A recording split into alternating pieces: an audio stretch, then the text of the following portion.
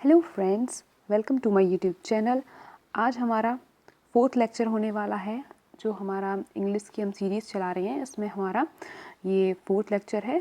3 lectures आपके हो चुके हैं विद नोट्स। मैंने आपको वो लेक्चर कंप्लीट करा दिए हैं।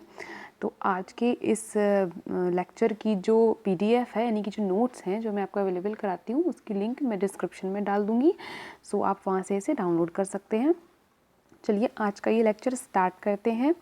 तो ये बहुत ही इम्पॉर्टेंट टॉपिक है। जैसा कि आपको पता होगा, आपने मेरे नोट्स भी देखे होंगे, तो वो मैं उसी अकॉर्डिंग जैसा CBSE ने आपका सिलेबस दिया है CTET का, उसके अकॉर्डिंग और जैसे मैंने अपने नोट्स बनाए हैं तो उनके ही अकॉर्डिंग मैं ये सारी चीज़ें आपको करवा रही हूँ। Concept bye concept, topic wise topic हम चल रहे हैं। धीमे धीमे हम सारे टॉपिक्स को कवर कर लेंगे और साथ ही साथ मैं आपको क्वेश्चंस भी करवा रही हूँ। तो ये आज हमारा 4th लेक्चर है। इस लेक्चर के कंप्लीट होने के बाद हम एक 10 से 15 क्वेश्चंस का प्रैक्टिस सेट लगाएंगे, जिसमें आपके ये चारों ही लेक्चर्स जो है वो उन पर बेस्ड क्वेश्चंस उसमें ऐड कर देंगे। तो इससे आपका रिवीजन हो जाएगा और आपकी प्रैक्टिस भी हो जाएगी। उसके बाद हम अपना 6th लेक्चर स्टार्ट करेंगे। ठीक है, 5th लेक्चर और 6th लेक्चर हम लाएंगे। ठीक है, चलिए हम आज का ये वीडियो स्टार्ट करते हैं। अगर आप चैनल पर नए हैं तो इसे सब्सक्राइब कर लीजिए और वीडियो को लाइक कर दीजिए। देखिए, तो मैगजिम्स ऑफ टीचिंग, या हम कह सकते हैं प्रिंसिपल्स ऑफ टीचिंग, इसका मतलब क्या है? देखिए, बच्चों को पढ़ाने के तरीक़ों के बारे में इसमें हम पढ़ते हैं कि बच्चे को किस किस मेथड से पढ़ाया जाए जिससे उसका जो अधिगम है, उसकी जो लर्निंग है वो इफ़ेक्टिव हो।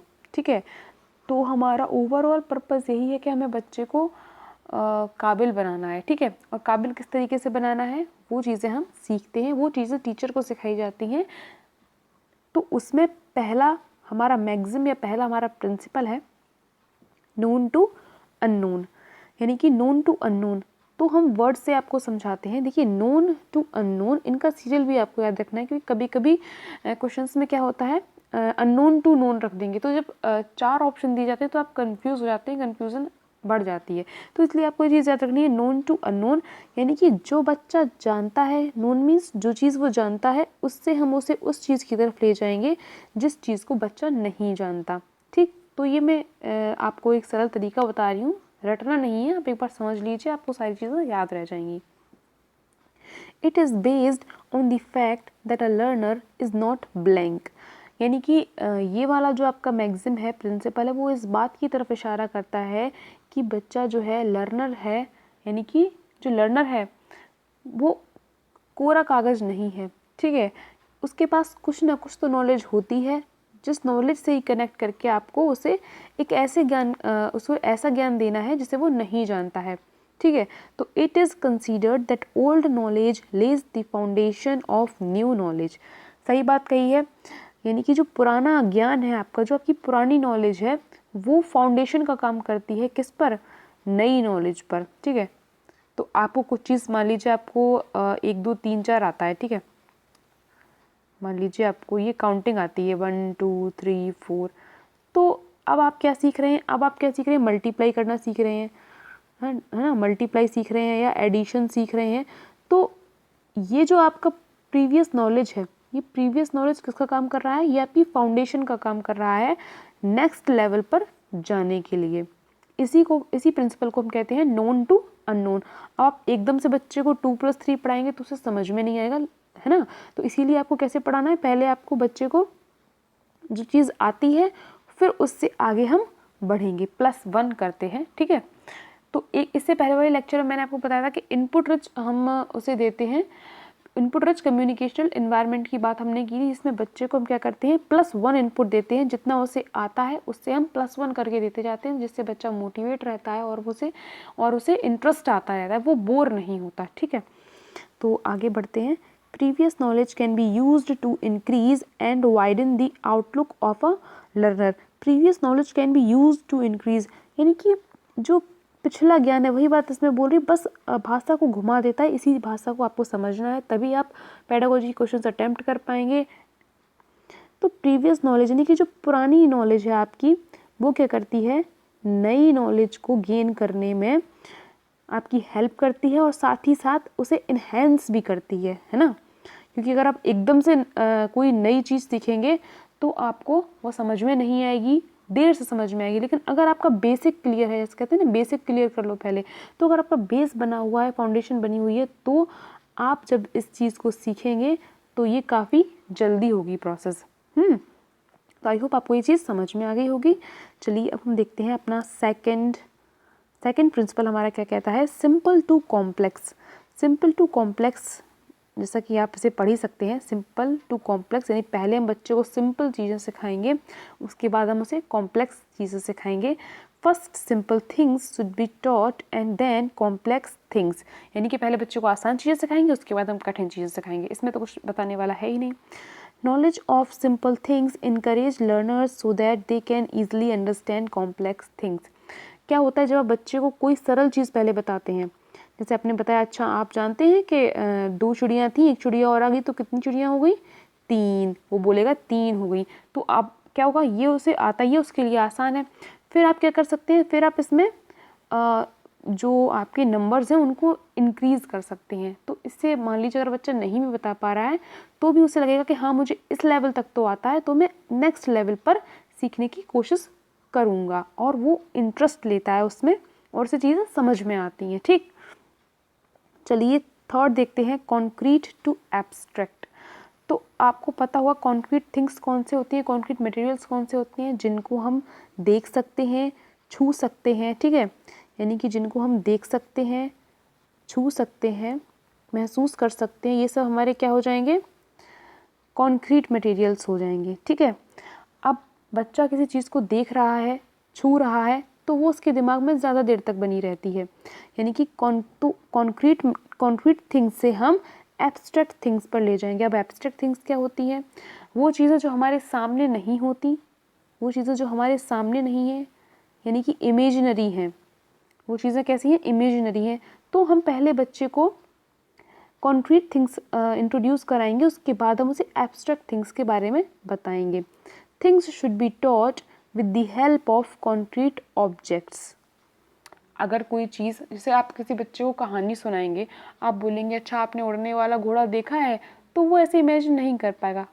उससे पहले आप उसे उड़ने वाला एक पक्षी दिखाएंगे, तब वो सोच पाएगा अच्छा ये उड़ने वाला पक्षी ऐसा है। फिर वो घोड़ा देखेगा तो अच्छा घोड़ा उड़ेगा तो कैसे उड़ सकता है, तो वो कनेक्ट करेगा। कुल मिला के पहले बच्चे को आपको ऐसी चीज़ों से पढ़ानी है जो उसने देखी है अपने आसपास के एटमॉस्फेयर में, उसने कहीं ना कहीं उन चीज़ों को देखा है। उसके बाद आप उन चीज़ों को पढ़ाएंगे, उन चीज़ों से उसे अवगत कराएंगे जो उसने नहीं देखी, सिर्फ इमेजिनेशन में है उसकी। Okay, clear. It last for longer period. Obvious सी बात है, जब किसी चीज़ को आप सामने से देख लेते हैं, विजुअल्स कहते हैं ना, विजुअल्स लॉन्ग लास्ट रहते हैं। ठीक है, तो वही चीज़ है, कोई मूवी आपने देखी है, आप उसे एक ही बार देखते हैं, लेकिन उसकी स्टोरी आपको हमेशा याद रहती है क्योंकि आपने उसे सामने से देखा है। और अगर कोई व्यक्ति आपसे कोई बात कह के चला जाता है तो वो कभी ना कभी आपके दिमाग से निकल जाती है।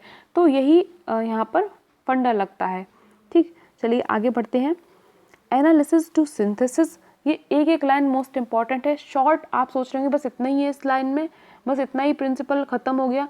तो मैंने इनको बहुत अच्छे से अरेंज किया है, आपको ज़्यादा आला पढ़ने की ज़रूरत नहीं है। ठीक है, मैंने जो पढ़ा था मैं वही आपके साथ शेयर कर रही हूँ।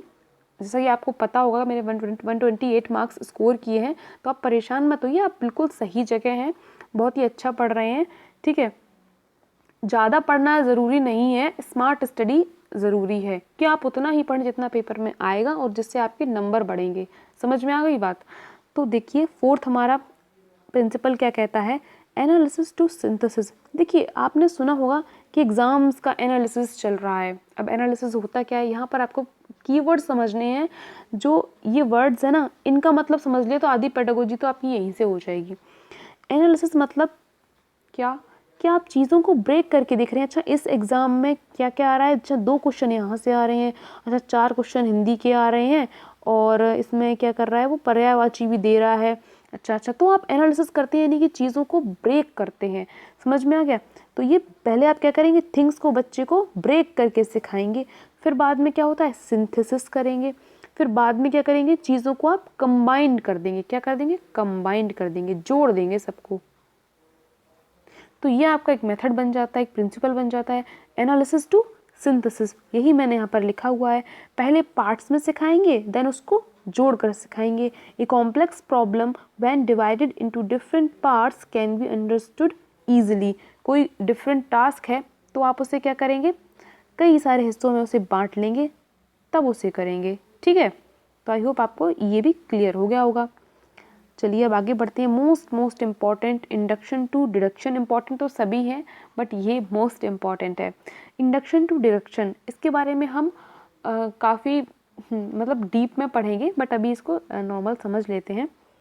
इंडक्शन टू डिडक्शन, इंडक्शन का मतलब होता है आगमन से, आगमन, और डिडक्शन का मतलब क्या है, निगमन। अब इस इंडक्शन को समझते हैं, ये क्या कहना चाह रहा है। इसका मतलब ये है कि बच्चे को आप एग्जाम्पल से रूल की तरफ ले जाएंगे। यानी बच्चे को अगर आपको संज्ञा पढ़ानी है तो उसे आप कहेंगे अच्छा ये बताओ राम, ठीक, दिल्ली, ऐसे करके आप उसे कई सारे नाम बताएंगे, किताब, ठीक है। तो ये चीज़ें देखी हैं आपने, तो वो बोलेगा हाँ मैं गया हूँ, या मैं दिल्ली गया हूँ, या मैंने इनका नाम सुना है। तो आप फिर उससे बताएंगे ये सब क्या है, संज्ञा है, यही सब तो संज्ञा है, इनको ही संज्ञा कहते हैं। यानी कि बच्चे को पहले आप एग्जाम्पल बताएंगे एंड देन उसके बाद वो रूल बना के बताएंगे। तो ये मेथड आपका कहलाता है इंडक्शन टू डिडक्शन। और इसका दूसरा नाम है, ये मोस्ट इंपॉर्टेंट चीज़ें हैं कि आपको याद रखनी है कि इनके दो दो नाम भी होते हैं। अदर वर्ड्स में इनको क्या कहते हैं, स्पेसिफिक टू जनरलाइजेशन। इसको मैंने कैसे याद रखा था, क्योंकि ये कन्फ्यूज़न आपको अभी तो समझ में नहीं आ रहा बट आगे बहुत कन्फ्यूज़न होने वाली है, इसलिए आपको मेरी ट्रिक से याद रखिए इस चीज़ को कि एग्जाम्पल्स जो होते हैं वो हमेशा हमेशा स्पेसिफिक होते हैं। कैसे होते हैं, हमेशा स्पेसिफिक होते हैं, यानी कि विशिष्ट होते हैं। ठीक, एग्जाम्पल्स कैसे होते हैं, हमेशा विशिष्ट होते हैं, स्पेसिफिक होते हैं। तो इतनी बात आपको दिमाग में रखनी है, चाहे तो लिख सकते हैं।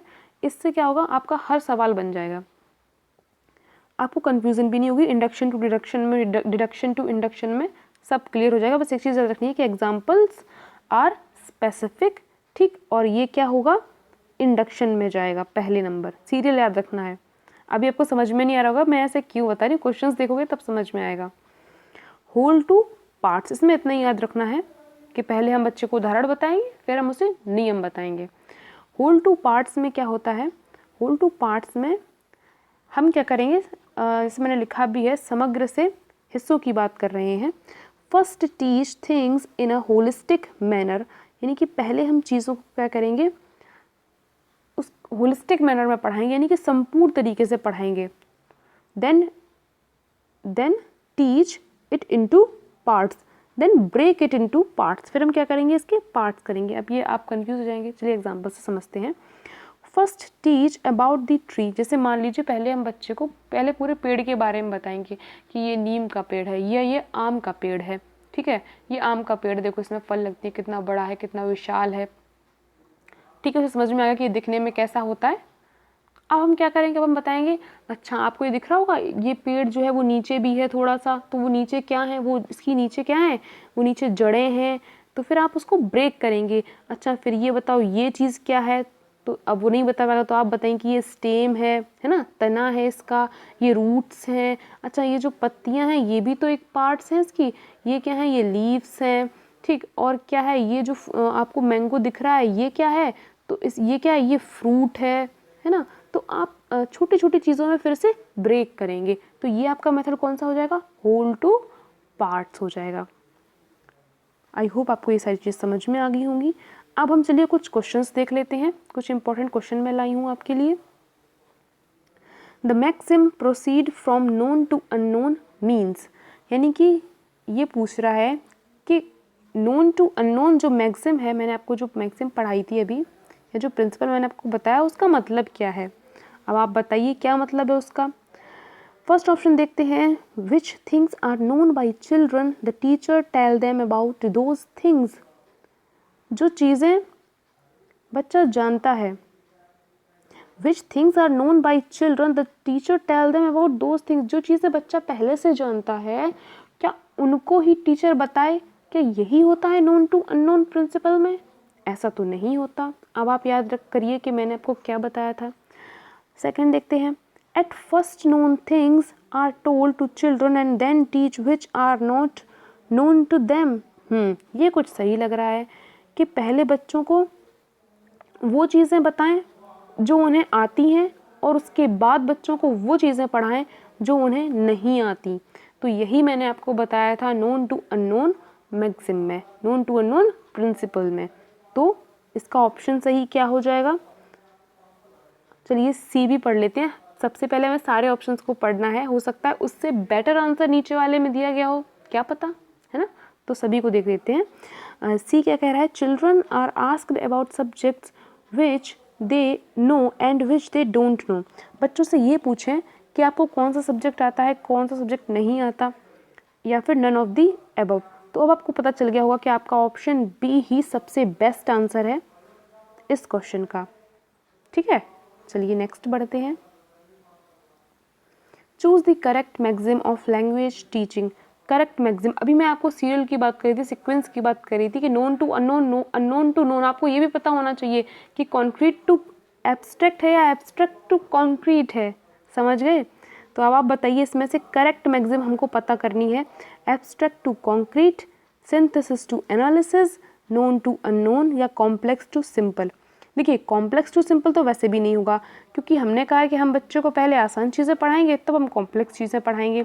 अब एब्स्ट्रैक्ट टू कॉन्क्रीट भी नहीं होगा, क्योंकि हमने कहा है कि कॉन्क्रीट मीन्स वो थिंग्स जिनको बच्चा देख सके, छू सके। ठीक है, तो ये भी उल्टा हो जा रहा है। सिंथेसिस टू एनालिसिस नहीं, मैंने आपको बताया कि पहले हम एनालिसिस करते हैं और उसके बाद हम उसको सिंथेसिस करते हैं। ठीक है, फिर हम जोड़ के देखते हैं, तो ये भी नहीं होगा। अब आपका सही जवाब कौन सा हो जाएगा? Option number C will be the right answer, known to unknown. अभी आपने पढ़ा। चलिए क्वेश्चन नंबर 3 देखते हैं। इन विच मैक्सिम, यहाँ पर मैक्सिमम लिख गया, in which maxim of language first examples are introduced and then rules. बताइए आप किस मैक्सिम में पहले एग्जाम्पल्स पढ़ाए जाते हैं, उसके बाद रूल्स की बात की जाती है। तो अभी मैंने आपको संज्ञा का उदाहरण दिया, तो आप बताइए नोन टू अननोन नहीं, सिंपल टू कॉम्प्लेक्स नो। अब इसमें आप कंफ्यूज हो जाएंगे। अब यही मैंने आपको वो ट्रिक बताई थी। आपको क्या याद रखना है? एग्जाम्पल्स क्या होते हैं? एग्जाम्पल्स होते हैं हमेशा स्पेसिफिक, और स्पेसिफिक की बात किस में की गई थी? इंडक्शन में। किस में की गई थी? इंडक्शन में। यानी कि आपका कौन सा होगा? Induction to deduction. Option C will be the right answer, ये नहीं होगा। चलिए आगे बढ़ते हैं। Option number 4, sorry question number 4, in which maxim of language teaching difficult things are taught after the easy things. तो इसका भी सिंपल सा आंसर है, इसमें तो कुछ सोचना ही नहीं है, सिंपल टू कॉम्प्लेक्स। ठीक है, सिंपल चीजें पढ़ाएंगे and then complex things are introduced. Last question है, a task can be easily learned if it's arranged. एक टास्क है, कोई भी काम आप कैसे सीख सकते हैं सरल तरीके से, अगर वो किस तरह से अरेंज हो। तो सीधी सी बात है, फ्रॉम डिफिकल्ट टू सिंपल, ये तो कतई नहीं होगा। कॉन्क्रीट टू एब्स्ट्रैक्ट, अरे ऐसी कोई बात ही नहीं हो रही है। फैमिलियर टू अनफैमिलियर, ये तो कुछ होता ही नहीं है, ये आपका मैक्सिम ही नहीं है। Simple to complex, only D option सही लग रहा है और यही आपका सही आंसर भी है। तो दोस्तों आज का ये लेक्चर यहाँ पर ख़त्म होता है। अगर आपको ये वीडियो पसंद आया है, मेरा पढ़ाने का तरीका अच्छा लगता है, तो इस वीडियो को लाइक कर दीजिए, और चैनल पर नए हैं तो सब्सक्राइब करना बिल्कुल भी ना भूलें।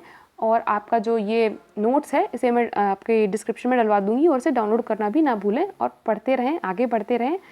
लाइक शेयर सब्सक्राइब कर दीजिएगा। बाय बाय, टेक केयर, जल्दी मिलते हैं नेक्स्ट वीडियो में।